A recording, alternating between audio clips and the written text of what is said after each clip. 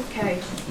Well, we can give an intro about you guys, and so these are some of the artists that are currently exhibiting in this show.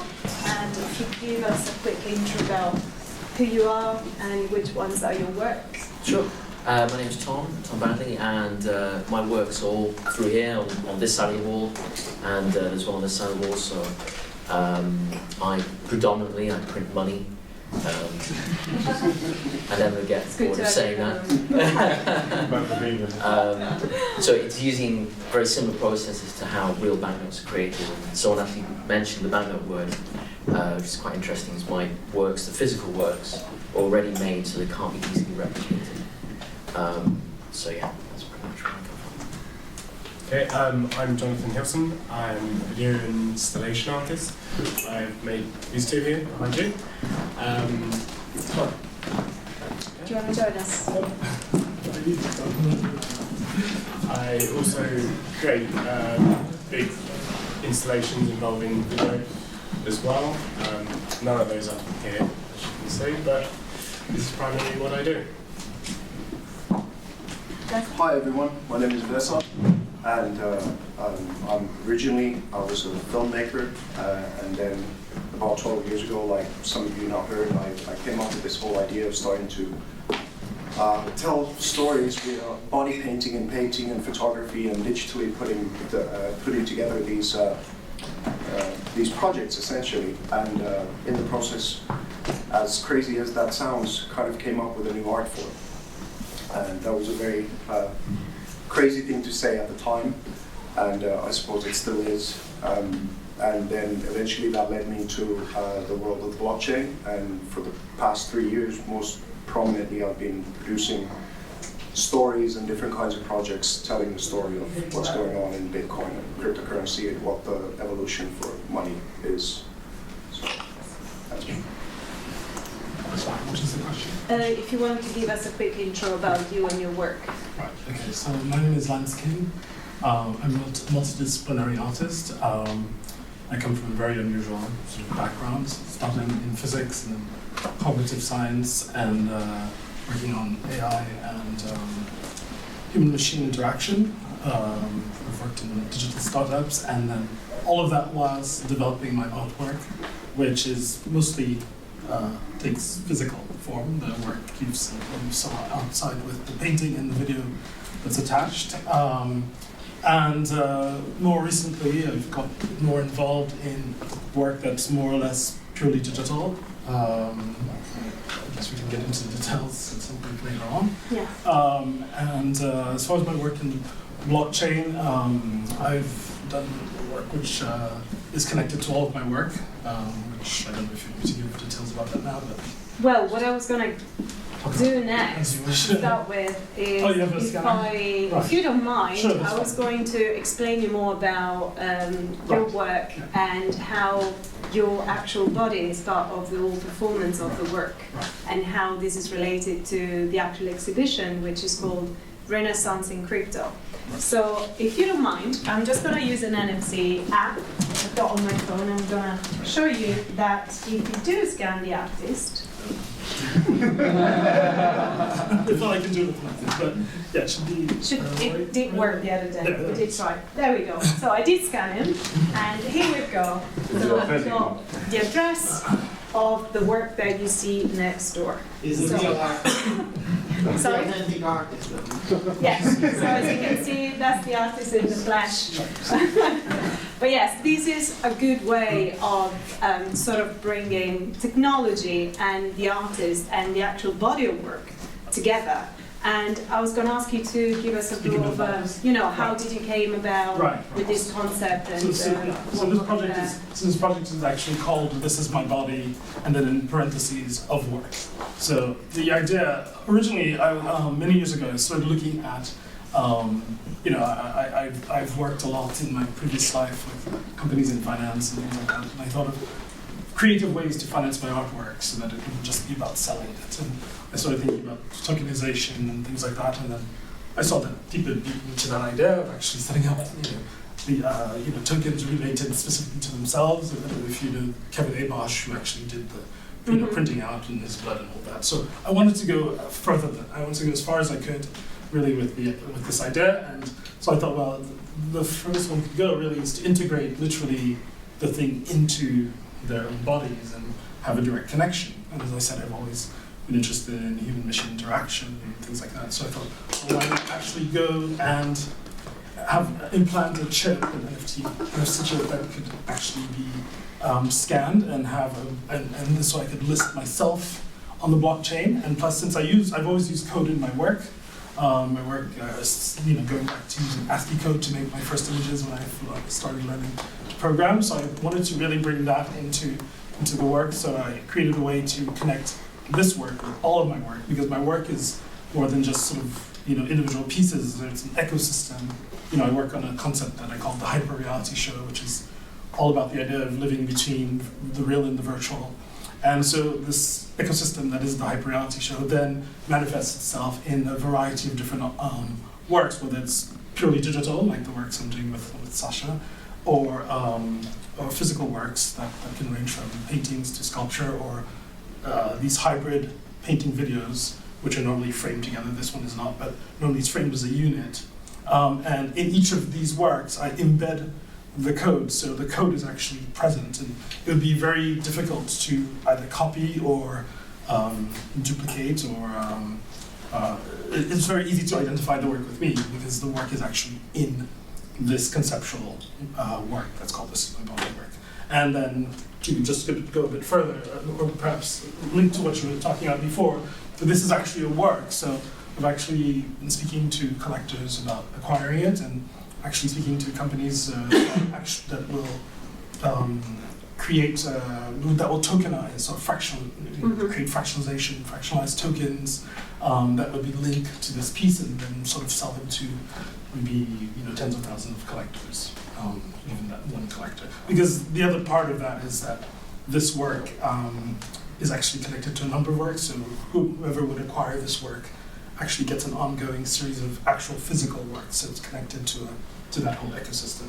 It's really the nexus sort of an ecosystem of things. So that's great. Yes, I just wanted to take it on from there and ask you, like, how does it feel to have art? It's very strange. I'm someone who's never had a tattoo, and I always have a kind of this romantic feeling about the sacredness of the body, I guess. But at the same time, I've always been into science fiction. I'm a huge science fiction fan. I'm always fascinated about, I've been a futurist, I think, since I was a kid. Always really fascinated about where we're going, and the idea of cyborgs and augmentation and what they call biohacking. I actually went to Sweden and worked with the person who implanted this is sort of the leading biohacker, who's implanted now 5,000 of these. Working with companies and governments who use them for security systems and things like that. Some people use them as their sort of like Oyster card type thing to get into the metros and to the subways and all that in New York. And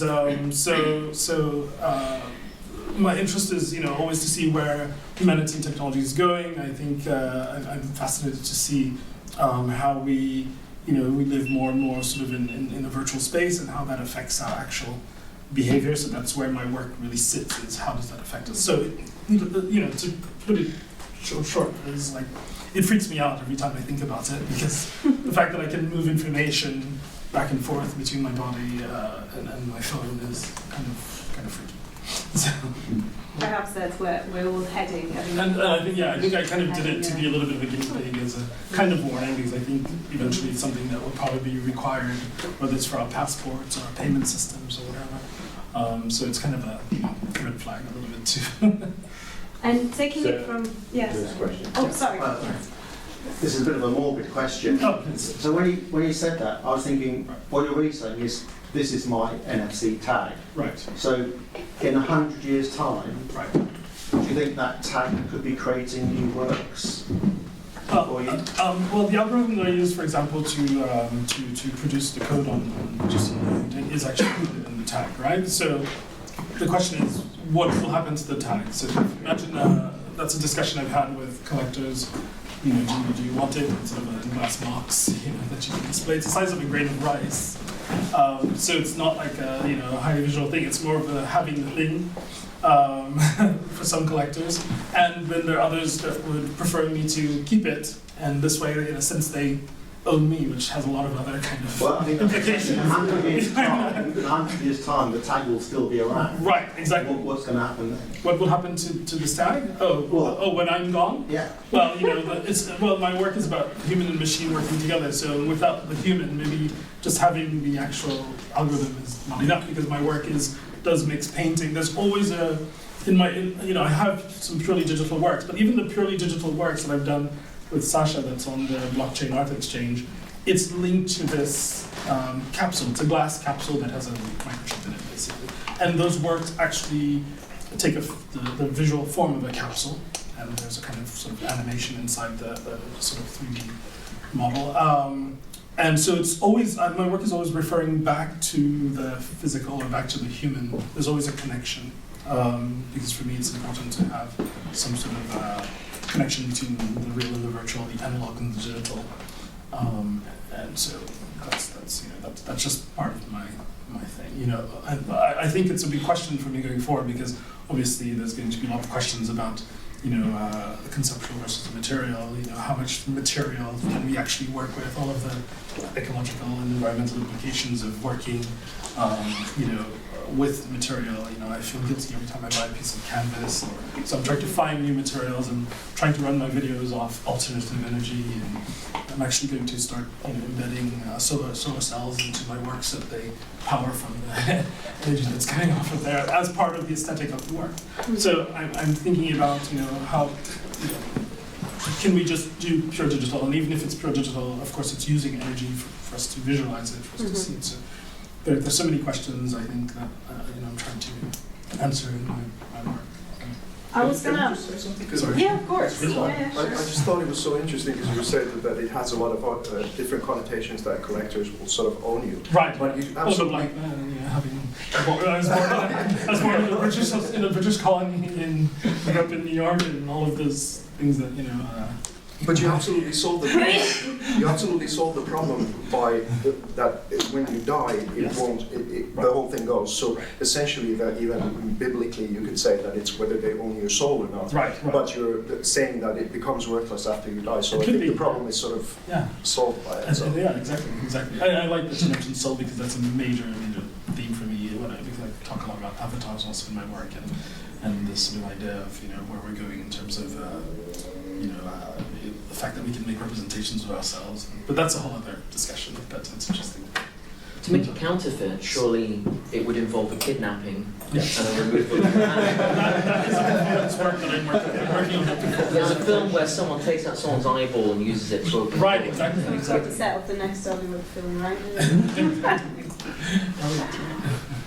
I was gonna take it from there, and the fact that we've mentioned value and what is of value, and I wanted to take on the beauty that during the Renaissance was sort of taking on from the classics and reproducing that beauty into paintings. And so I was looking at your work just from here, Johnathan, and I wanted to know how you came about with this concept, and how do you see the beauty and the value together, and how does that relate to putting it into an NFT, and how do you see that going in the future? So I started as a painter, and if you can probably tell, one of my favourite painters was Caravaggio. And I just loved the lighting and the style and everything, just generally about the works that he created. So that's where I very much saw the value in that. Before I came to this kind of concept, I had dabbled in video, and I had the opportunity to do some big artworks that were all about emotion and the human individual. And I really enjoyed it, and so when I went to university, when I first started creating this style of work, I was like, well, how can I kind of bring these two styles together? And that's what I really liked, which was the painting Caravaggio and the style that he had, which is Tenebrism, along with this new medium that I really enjoyed as well. And I had filmed the other work, which was, as I said, all about emotion in this kind of lighting style as well. And it was very well received, and I really enjoyed the whole process of it, of the filming and the actual incorporating a kind of classical feel to it as well. And it didn't really have a narrative, and these works, they don't have a narrative in a way that some video or new media works do have a kind of documentary style to them. And so with the paintings originally, I mean, obviously they have a meaning and a narrative behind them, but my works, I've kind of felt them more as a kind of, I know it can't be, but as a collaboration with the past. It was taking something that was familiar to a lot of people. You know, a lot of people walk into the National Portrait Gallery and see a lot of these styles of paintings, and incorporating something that's unfamiliar, which was the technology at the time. I mean, there was a lot of universities that wouldn't accept you based on the idea that you were a digital or video artist. But then it started to change their minds. I had a lot of tutors from other universities saying, you know, because I'd incorporated this kind of sense of classical work and kind of bringing it to a modern kind of individuals, it was an interest to them, and it was a great interest to me. And I have taken that further. I still do these ones, and I still film a lot of my work in this style. But they're more grandiose and big installations now. But the value, if it's physical value, I guess it's a lot of people, when they do see these works, they ask if it comes as an installation. Mm-hmm. Do I get the TV? Do I get the frame? Do I get the easel? Initially, it used to be no. It used to be no. You get the file, and the value was in the file.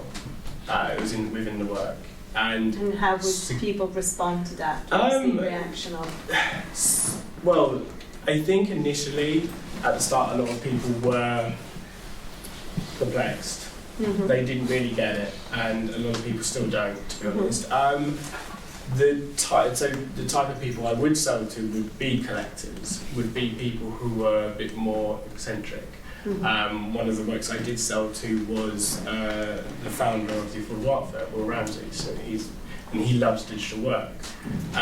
So, I mean, even him, a big collector, he initially didn't know how to display it, so they were showing for projectors at the time, and I had to tell him, I was like, it's obvious. I was like, get yourself a nice big TV and an ornate frame and a hidden DVD player. And he's like, oh yeah, it's obvious, and ended up buying it.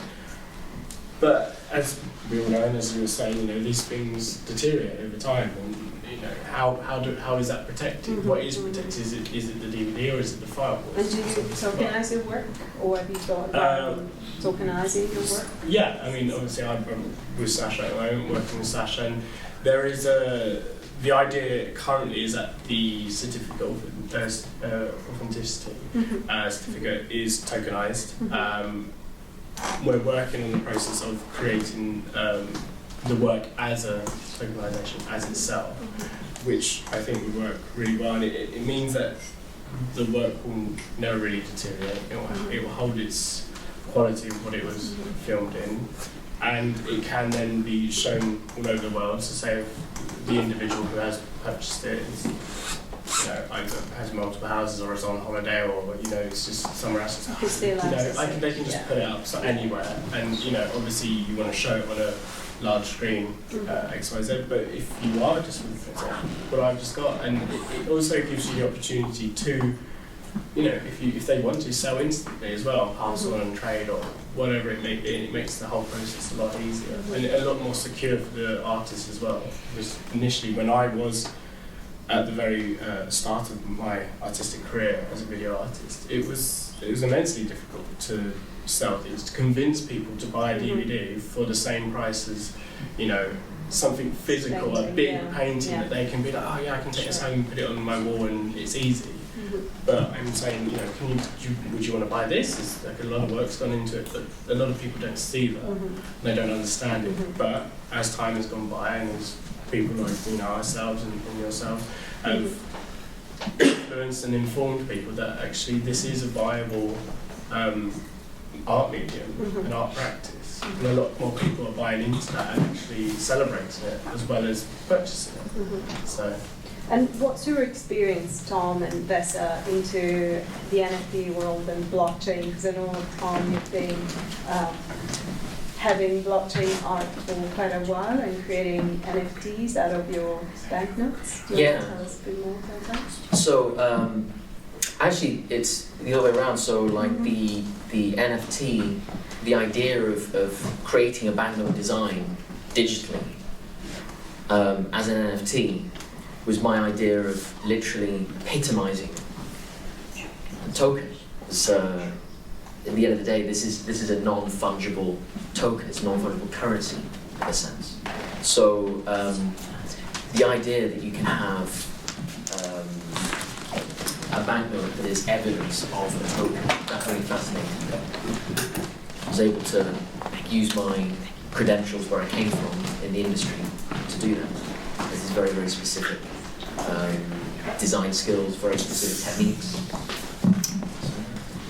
And VESA, how do you see the value and the beauty, talking about, you know, figures and shapes of the body, which I see in your work, and how do you take that into the world of crypto and the NFT? Well, if I may, I'll start a little bit from the beginning. Yeah, sure, please do. And if you guys have any questions, feel free to just raise your hands and ask questions to us. First of all, thank you for putting this together, and Sasha and everyone, because I've been waiting for this for a long time, for real. And it was there's this guy who also works with Sasha, this Robness, who's quite a character, and he's been taking a couple of shots at me online, and because I pretty much said that a lot of the crypto art is like trying to give people an epilepsy seizure or something like that. And he took personal offense to it, and then he sort of suggested that maybe I'm in OK Boomer land with my sort of taste with art, and I said, mate, it's much, much worse than that. I take my inspiration from ancient Egypt and the Renaissance and everything. So what I think that I came up with, like these, for example, I started body painting on people and telling their stories and going through almost like a shamanic process of where the person who's being body painted can let go of some things that no longer function in their lives, try and imagine where they want to go in the future. And then I painted and I photographed the paintings and I put it together and photographed the nature and whatever. And then when I saw it for the first time in front of me, I went like, shit, this is really something. So I changed point blank from having a film career, a film production company and an education in that, and I just sort of stopped and that's it. And I started pursuing this full time. But like I said before, the problem was that, first of all, I came new into the art industry and somewhat naive to a lot of different things at the time, and I made outrageous claims, and I'm not sure if I was ready as a human being to take even some of the heat that was coming my way at the time. But eventually what it led to, and where the substance of these three art pieces come to, because I'm still most known for this process, is that I was very inspired by this video that I saw of this very famous Bollywood actress called Veena Malik. And I've never seen a film by her, but they set up almost like this trap on television, because she had also gone to the Big Brother house of India, and she'd kissed the guy, so the whole of Pakistan conservatively sort of exploded, and she's a bad woman, and you know, all of this kind of stuff. And she likes to rile them up a little bit. So essentially, she turned this television interview around where this mufti started screaming at her, saying, "You're a bad woman, your kids are not going to be able to look at your pictures," and this and this and this. And she turned it around and started saying things like, well, you know, you actually have clerics raping kids in your mosques, you have wars being fought in the name of Islam, and is it because I'm like soft target for you, because I'm a woman, this kind of thing. And she turned it around, and then some consequences really happened to her. She had to leave the country, and many of these different things. And I was just so inspired by the courage of this woman. I thought it was, and to date, she's still the most brave person I think I've ever met in my life. So even though she left her country, and I saw this, and I just found her team's email, and I said, hey, listen, I'm a Finnish crazy person, and I do these kinds of things, and I just came out of the hospital because I nearly died, but I'd love to body paint you nude in Finland. how about we do this whole process where we comment upon the common origin of all religion all over the world, and we just start doing this. And she said, yeah, meet me in London. So I flew over here after being in the hospital for about a month, and I was thin as a veil. And we agreed to start doing this thing, and it took 2 years for us to put it together, because basically I had a background in like world religion, history of art, understanding where all of that substance came, and I knew how volatile the actual subject matter was, because for a Muslim Pakistani famous actress, for her to do this, it's quite a gesture. So it took 2 years for me to put together something that I think it represents all the patriarchal and the matriarchal religions from space. It's almost like a snapshot from the moon of all, tipping off the hat to Islam, to Christianity, to Hinduism, to Judaism, but then also the matriarchal traditions. And it was inspired by this very, very frontline thinker and philosopher called Ken Wilber.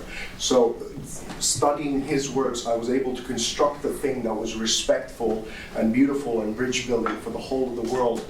So that when we did release this, it was the BBC World, Times of India, Pakistan Tribune, and it just exploded. The very last minimum that I think we reached was about 300 million people. But most significantly, I think we changed the world. I'm not wrong in saying that this might be one of the biggest women's empowerment projects done to date. And then many interesting things followed from that. But the essential core of it is that they were produced in a way that, even though the subject matter would be that if there would be the moderns, let's say Sistine Chapel, that would be built, because no longer do we look at the world from an insular point of view of one religion, like let's say Michelangelo's Touch of God or something like that, that incorporates all of us into the one planet, trying to still do the touch of God, where we're all a part of the whole system. So in that way, the idea of a digital renaissance is absolutely the thing of what I'm really trying to do. And then now, going back to your question, or the initial premise, yes. Is that finally with NFTs, finally with the blockchain, the actual files can become a thing. But now the problem is that my works have been selling for a certain amount of money, and I haven't been tokenizing my main works yet, or putting them on the blockchain, for the simple reason is that, let's say the previous work that I sold was 2 Bitcoin. And so arguably that's a reproduction of the digital original. Mm-hmm. Now, if I was to put the actual original file onto the blockchain, what I have to contend with is whether that platform is going to survive. Then secondly, and I think even more importantly at this moment in time, the collectors who would be willing to pay, let's say 3 to 5 to 10 Bitcoin for the actual original file, I don't think they exist. Because we don't have that reputation, we don't have that clout, and we don't have the kind of the market in order for that to make sense. So what I'm trying to do is to tokenize some little things, make some experiments, and verify some of my physical works on the blockchain, but I'm still holding about 350 digital originals, and not put them there before the time is actually right to do it. So all of these kinds of things, like the museum that you're building, what Sasha is doing, like many people in this room are probably doing incredible things that I have no idea what you guys are doing that are massively beneficial in order for this to become a force to be reckoned with. I think that's it's so exciting, and everything that you guys are doing, like the majority of the art world that I've been interacting with, I couldn't find myself fit there, and most of the conversations were dreadfully boring. You know, and so I'm actually viscerally engaged with what you're saying and the kinds of creations that you're doing, and this whole world feels like home to me. So it means everything. Thank you. Well, thank you so much, everyone. I'm just mindful of the time, and I want to give you enough time to look around and see the works here in this room and in the next room, and get a chance for you to come and speak to the artists themselves. And Sasha is here, so if you wanted to... Yeah, a few questions as well? Yes. Of course, yes. Questions? Should I start with one? Yes. What do you guys think about the matters like copywriting and ownership related to NFTs, art pieces? Because there has been a bit of discussion recently, because some artists tend to separate the ownership and the copyright part of the NFT. What is your opinion? What do you think? If a collector purchases an NFT of your art piece, does he also get the copyrights, or he can only own the piece and only display it somewhere and that's it? I don't know if the question is clear. Copyright isn't transferred. Yeah, it's not. Like the intellectual property and the copyright is always held by the artist. The new owner, just like as say if they bought a painting, they can go ahead and recreate it and sell it off to make loads of money. It's the same process. Hopefully, it's the same process that. And what if the technology allows you as an artist to get a piece of the cake if someone does export it commercially? Would that be a different thing? There's a rule in the art world. It is a law that you do get resale royalties as an artist. Not a lot of people know this, but you do.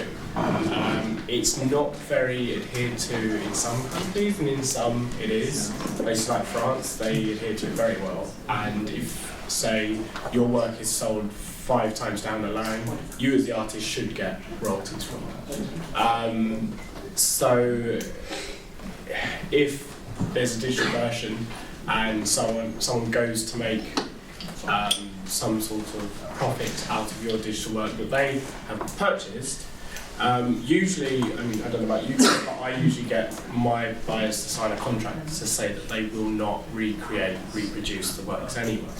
And if they do and they are found out, it says that they will be liable to pay for the whole edition. I usually do an edition of maybe 3 or 4, and with a couple of artist proofs. And also they will face a penalty of fraud. You know, they will be full extent of the law. Thank you. I think with the addition of the platforms and the terms and conditions that we use is the idea that if you were to do that and reproduce the image anyway, it would be embedded into the agreement that you make when you buy the NFT. So you wouldn't have to have extra contracts. Yeah. I mean, I'm talking from my point of view, because there are, I think you were saying before to me that there are some aspects where you can incorporate that into the sale, but for myself, it's something that I don't do. And with smart contracts, you can bake the resale revenues into the cake, so it's all automatic. It's all transparent. Everyone gets paid exactly what they're meant to. Yeah, blockchain magic. To me, it's definitely complicated to try and give the high-resolution digital files, and for the simple fact that you could reproduce the physical in a certain way, but it's also, for me, the guarantee that it's super difficult to make fakes out of my works, because you would have to have the physical pieces and then produce them at a certain place, have them verified on the blockchain from a certain address, as well as in many cases I repaint on top of my physical reproduced canvases. So you would, as a faker, you'd have to really go through a lot of trouble in order to, yeah. Something I'd love to see incorporated more is watermarks, or watermarking. So it's just a very simple solution. And I released an NFT, and it went out unwatermarked, and I sort of panicked and did a new one that was watermarked, and someone actually commented, someone actually said, finally someone gets it, this is, really important to do. I think that's it's a very simple way of protecting artwork, but yeah. May I interject with that? Okay. Yeah. No, because I'm working on this, and I recognize even here a tension between 2 extremes. On one end of the spectrum, there is work that circulates and gets replicated indefinitely without control. And on the other side of the spectrum, there's work that only you own and only you know about. So both the ends of the spectrum are not desirable. So somewhere in between, with various smart contracts, you could define a way to control this propagation. You should be inclined to endorse replicas going around, provided that everything is tracked down to the original inventor, for instance. And I think this is one of the efforts that Serena touched briefly upon. We are encouraging artists to come forward and develop their own smart contract that define the rules of how their copyrights are being implemented. Of course, in order to achieve that, we need to lower the entry barrier, because at the moment it's even if Solid is a relatively friendly language, it's still inaccessible for some, or especially if an artist is focused on a particular cultural interest, it doesn't have the time to get up to speed and become very proficient in developing smart contracts. So it's our exercise to lower the entry barrier and provide the instruments, and this is what Sena was referring to. I'm very low tech in my understanding. Can't write a smart contract. So I am actually as a weakness, in this environment at the moment, because I'm sort of ruled by others who do know that. But I place my trust in those people. Have you guys considered other blockchains for that? There's lots of. Maybe you can speak. Yeah, we've been considering. Let's speak like China. We've been considering EOS as an option because the main reason would be. I know a lot of people are going to hate this, but if you let me explain, there is actually a logic to it. Is that they have set up their blockchain to charge the companies who use it rather than the end users. And one of the major problems I find with onboarding to Ethereum is the fact that everyone has to pay a fee every single time they do something. So for the average person who comes into your platform, they'll find it incredibly hard to, they have to go get MetaMask, get Ethereum, get all of this into their wallet. Whereas if you used some other blockchains, some people may say pay all the gas yourself, but there's been projects which have come and gone simply because they've paid too much gas. So I do think that there is a solution in blockchains that don't charge too much gas. Or Neplio? Yeah, Risk on the Bitcoin blockchain, right? Lisk, Lisk, yeah. We would love to get everything on the Bitcoin blockchain, but it's not quite. It's a sidechain, so it will allow a novice user, and I think it may answer. It's a question I actually came here looking to answer. There's a couple of fundamental problems which have been discussed today. The first one is the efficiency problem.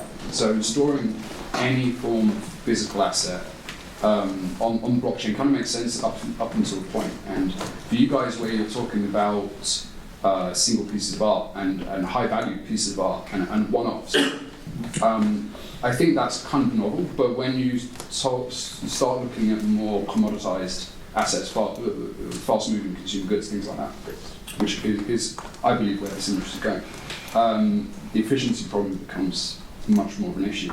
And if you can have a blockchain that then interacts with a centralized database, which is not always a bad thing, efficiency, as we've seen with our eco and state of climate change, when you decentralize efficiencies, they get much less efficient often. So file sizes, your problem with large file sizes may be solved by some of these blockchains that can interact using standard JavaScript or Bootstrap languages where you can drag and drop a lot of code around. And that would then enable yourself as a novice user to have a graphical interface. You can build a smart contract very quickly. I don't think this is there yet. Any thoughts on that? I think one of the easiest solutions to look at scale, which could really be blockchain quite easily, is with diamonds. You have the Kimberley process, and then you have obviously the microscopic codes, and that's something that's very easy to blockchain because you've got tangible data in the physical to jump onto. So I think when we find, whatever chain manages to solve that issue is going to be the chain that can scale at massive kind of rates. It doesn't matter the chain that you store these things, but it is possible at this time you can store this ID, like a terabyte of data. With Python you can do it, with the slow encoding, and you put that high computation into the proof, and there's a very few kilobytes you can actually compress it. And then you store that ID into a blockchain. So essentially the blockchain will not hold the storage part, but it will actually keep the ID of the asset, and that asset can be on IPFS or somewhere that's filed somewhere, right? And you have the guarantee that you can always retrieve that and you have the guarantee that you own that, and you can transfer it. And you can program it and say that you die, and someone actually can prove that you died. That's another part. You can do many things, so you can show that you died, and you can just transfer your asset, or no one will actually get it. I think the attractive element is still to make the high definition image or high definition work of art circulate as much as possible. And what happens is high definition image will be scattered across into many places. yeah. So, and then this will again compressed, and then it will be again scattered, so you cannot get access at one place. So it's usually that's correct. It might be accessed from multiple locations, such as BitTorrent, for instance. So I don't think there's a fundamental issue in terms of scalability. There might be other issues. That BitTorrent is on another side. You go to BitTorrent, and you will see that the most popular movie out there for downloading, and most of the people are downloading it. That will be the faster one to download. Because at the same time that you're downloading, you're uploading the same data. No, you have to think of it. Well, this is going to go on forever. Just one.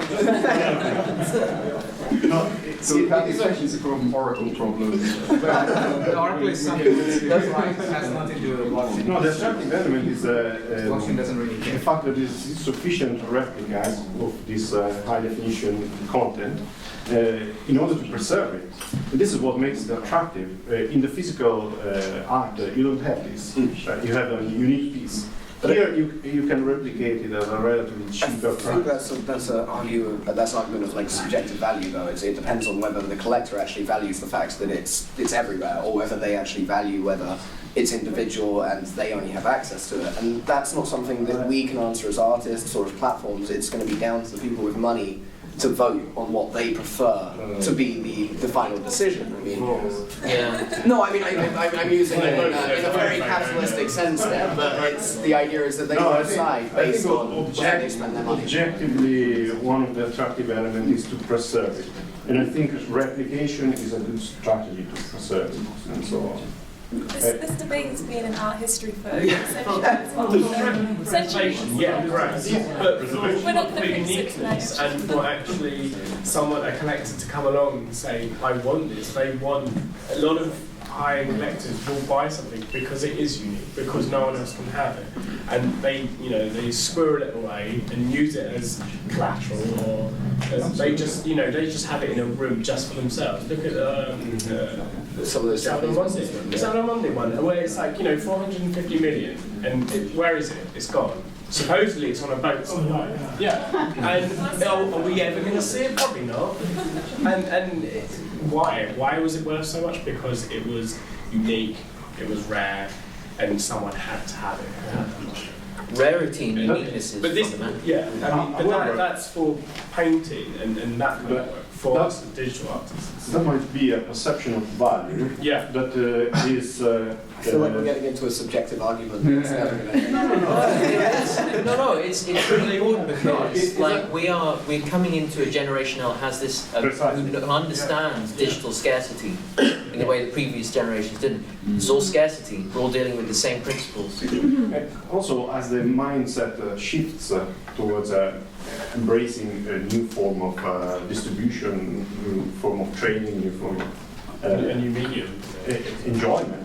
Yeah, this scarcity that we hold so dear might even become something that we are prepared to drop. Yeah. No, I agree with that. I think it's going to be down to the collectors, honestly, to decide, because they're the people who push the market forward. Academics come later and say, this is what the collectors liked back then, and this is why it's important. But in reality, the collectors push the market forward in the beginning. Sure.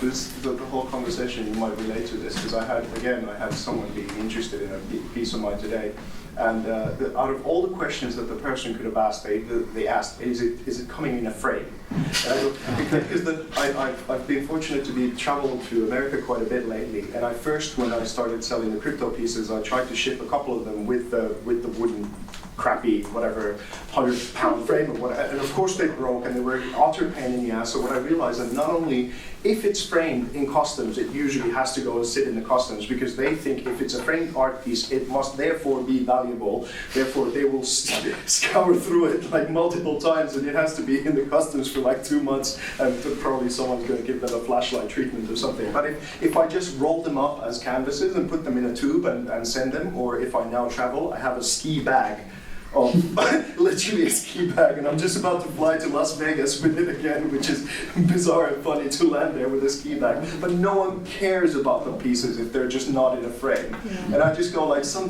things are just about the value conversation are so infuriating that it's just This is the real argument between what museums present and gallery, traditionally present as a physical artwork, even though it contains a digital element, and what we're trying to do in the more digital space.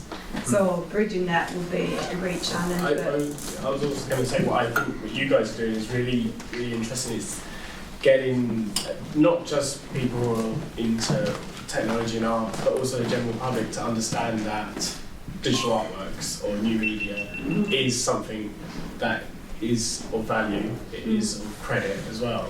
And I think the museum that you guys started actually, and the platform that Sasha started actually, great for artists like myself and us guys. It's to show that what we are doing is a legitimate art platform, an art medium.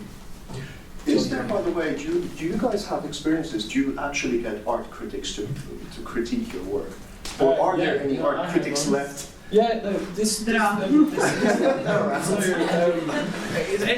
actually a really good one. Edward Lucy Smith. Don't know if anyone knows him. He's quite a big art critic. He's like 70 odd now. Right. But he came and found me when I was doing an art fair, and I love your work. He's like, I really like it, it's different. It's something that, and he's coming from a background of the classics of painting, of sculpture, and he loves this kind of new stuff. People going forward. He said to me recently, me and Sasha met him as well, I introduced him, and he said, no one's done anything to push the boundaries since the YBAs. And he's like, what's happening? He's like, but he loves this new kind of medium of digital works and new media.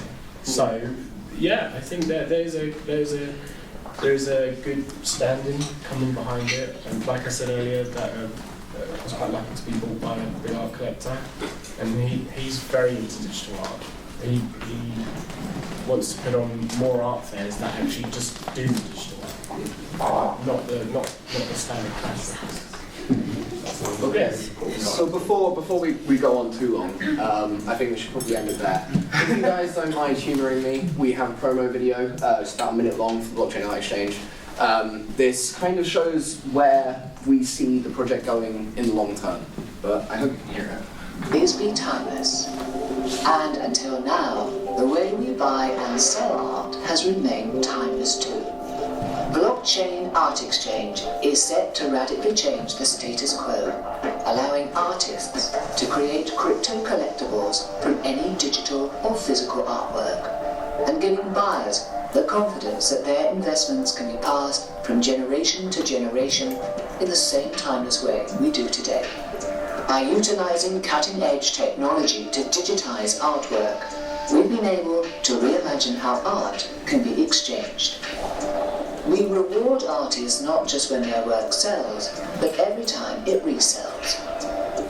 And for the first time, art buyers can invest in their favorite artist and receive payments whenever they sell an artwork. We've added to the subjective experience of buying art too with our unique digital standards. Every item uploaded is graded, so buyers can not only appreciate the artwork, but see objective information too. This shift in the way we think about and deal in art gives young artists new opportunities to fundraise for art shows, collections and other projects, while creating stock markets for more established artists. It's a rethink of a timeless way of doing things, whilst protecting artwork for generations to come. The Blockchain Art Exchange, redefining the art market. Thank you all so much.